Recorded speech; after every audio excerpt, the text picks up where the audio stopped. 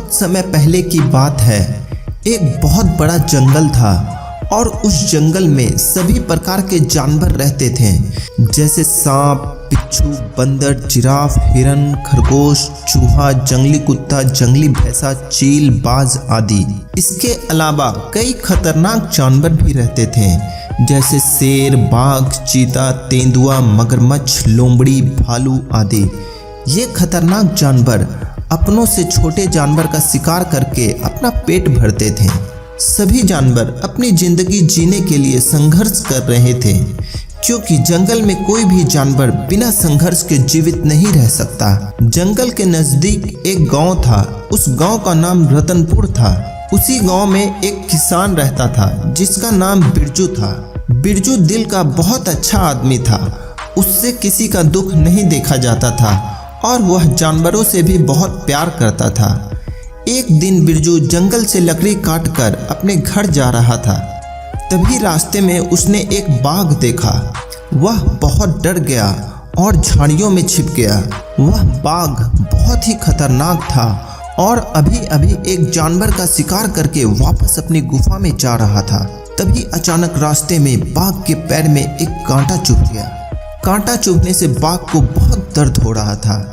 बाघ ने कांटा निकालने की बहुत कोशिश की, लेकिन निकाल नहीं पाया।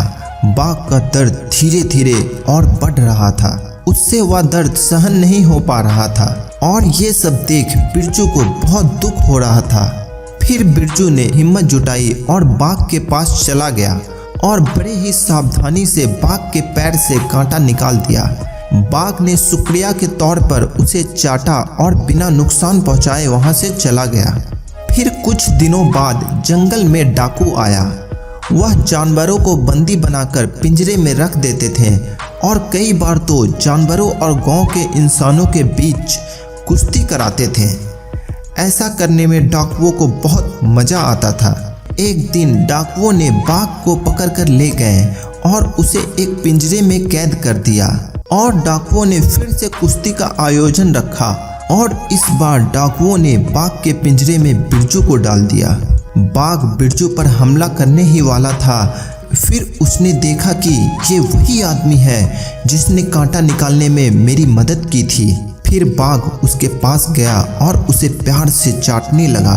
फिर बिरजू भी उसे सहलाने लगा। ये देखकर डाकू सोच में पड़ गए और फिर बिरजू से पूछा, ये बाघ तुम्हें क्यों नहीं मारा? बिरजू ने जवाब दिया, एक बार मैंने इस बाघ की मदद की थी। तभी सभी डाकुओं को अपनी गलती का एहसास हो गया और उसने तुरंत दोनों को पिंजरे से आज़ाद कर दिया और साथ साथ बाकी जानवरों को भी आज़ाद कर दिया। मॉरल ऑफ द स्टोरी, दोस्तों इस कहानी से हमें यही सीख मिलती है, जो जैसा कर्म करता है उसे वैसा ही फल मिलता है। बिरजू ने उस बाघ को बचाकर अच्छा काम किया था, तो बाघ ने भी उसे कुछ नहीं किया। अगर आपको कहानी पसंद आई तो हमें कमेंट बॉक्स में बताएं।